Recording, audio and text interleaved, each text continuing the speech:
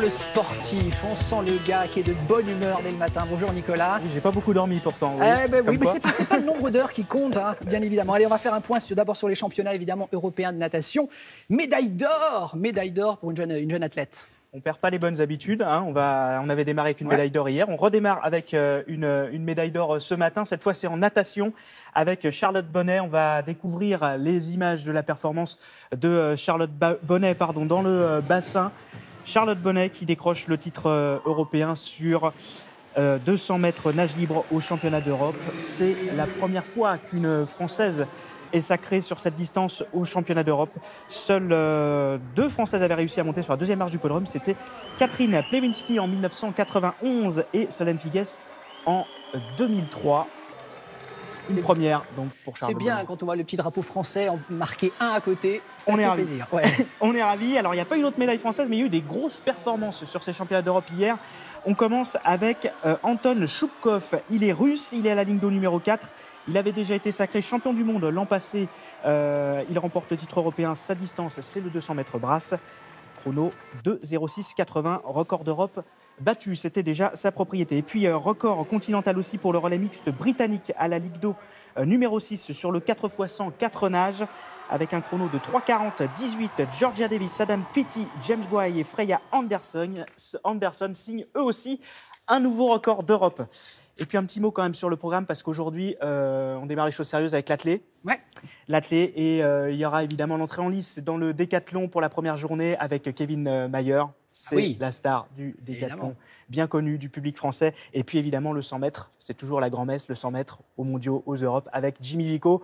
Les demi-finales 19h25 et aux alentours un peu après 21h30 ou un peu avant, suivant le programme, la finale. Demi-finale et finale aujourd'hui pour Jimmy Vico. Du foot de Ligue 2, Nicolas. C'est le traditionnel match du lundi soir en Ligue 2. La deuxième journée, Châteauroux face à Lorient. On va prendre la direction du stade Gaston Petit avec les images de la rencontre.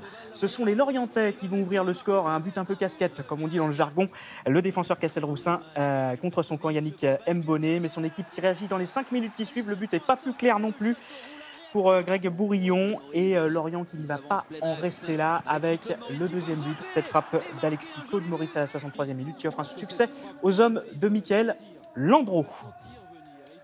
Voilà, on voit que le gardien Castelroussin est un peu en retard. Et puis du ballon rond, la petite balle jaune, c'est parti pour le Masters de Toronto avec des bons résultats pour les Français dans le tableau homme. Benoît Paire qui se qualifie en 2-7 face à Jared Donaldson, l'Américain, 6-3, 6-4. Benoît Paire qui gagne aussi le droit d'affronter Rafael Nadal au deuxième tour. Qualification également pour Pierre-Hugues Herbert dans ce tableau masculin. Et puis chez les femmes, évidemment, il y a beaucoup de fans des sœurs Williams en France. Alors c'est cadeau, les images de la qualification de Vénus, l'aînée des deux sœurs Williams, qualifiée pour le deuxième tour. L'Américaine a battu Caroline Doloïd en 2 manches, 7-5, 6-1. Bravo Vénus. N'auriez-vous pas dans votre sac de sport, cher Nicolas, des images de planche à voile aux Canaries, par exemple? On peut mettre plein de choses dans un sac de sport. Il n'y a pas que des chaussures. On peut mettre tout un tas de choses. Et on va partir, c'est des vacances au bord de la mer avec des images des Canaries. Regardez, c'est toujours spectaculaire. C'est extraordinaire. C'est toujours beau, ça donne envie. Ah ouais. C'est la Coupe du Monde de planche à voile avec un Français qui gagne. Là encore, c'est une manche de Coupe du Monde. Antoine Albo, c'est son nom, 24 titres mondiaux, sacré palmarès. Il a remporté cette manche. Sachez qu'il reste une manche de Coupe du Monde de planche à voile. Elle se disputera en Allemagne en septembre. Et il a égalité avec un Italien au classement. Et puis, regardez ça, c'est original. C'est la Coupe du Monde de bûcheron en Norvège, à Lillehammer. On connaît beaucoup les épreuves de ski là-bas. Il y a aussi la Coupe du Monde de bûcheron. Le meilleur à la tronçonneuse, c'est un Allemand. Regardez. Dites donc. Regardez si ça va pas vite. Il s'appelle Marco Taberta. C'est drôle comme discipline, je ne connaissais pas. Vous n'avez plus qu'à tester. Oui, c'est ça. En plus, s'ils sont superstitieux, en même temps, ils touchent du bois, donc je pense que ça leur porte bonheur. Merci beaucoup, Nicolas.